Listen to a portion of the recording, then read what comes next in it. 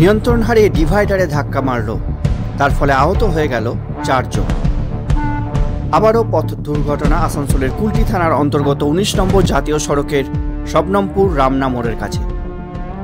স্থানীয় সূত্রে জানা গেছে, একটি 4 চাকা গাড়ি আসানসোলের দিক থেকে ঝাড়খণ্ডের ধানবাদের দিকে যাচ্ছিল।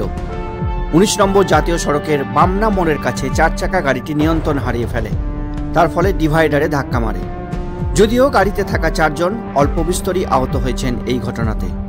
ঘটনার খবর পেয়ে কুলটি থানার চৌরঙ্গি ফাঁড়ির পুলিশ এবং কুলটি ট্রাফিক গার্ডের পুলিশ পৌঁছে আহতদের চিকিৎসার জন্য আসানসোল জেলা হাসপাতালে নিয়ে যায়। ওই 4 চাকা গাড়িটির সামনের অংশ অনেকটাই ক্ষতিগ্রস্ত হয়েছে।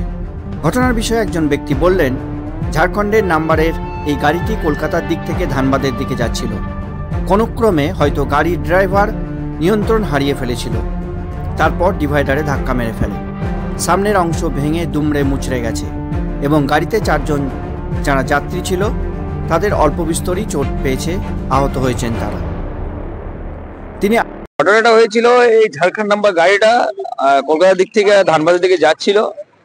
গাড়িটার কোনো ড্রাইভার হয়তো সম্ভবত নিয়ন্ত্রণ হারায়, ঠিক আছে, নিয়ন্ত্রণ হারায় আমাদের ডিভাইডারে ধাক্কা মারে। 4 জন ওদের যাত্রী ছিল, ওরা মিনিমাম মাইনর ইনজুরি হয়েছে। পুলিশ তাদেরকে আমাদের ডিস্ট্রিক্ট হসপিটাল নিয়ে গিয়েছে।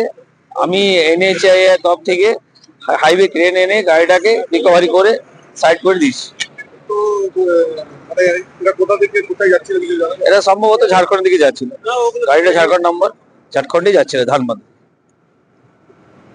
আপনার নাম? আমার নাম উৎপল মাঝি, আমি ন্যাশনাল হাইওয়ে কর্মরত RPO অফিসার।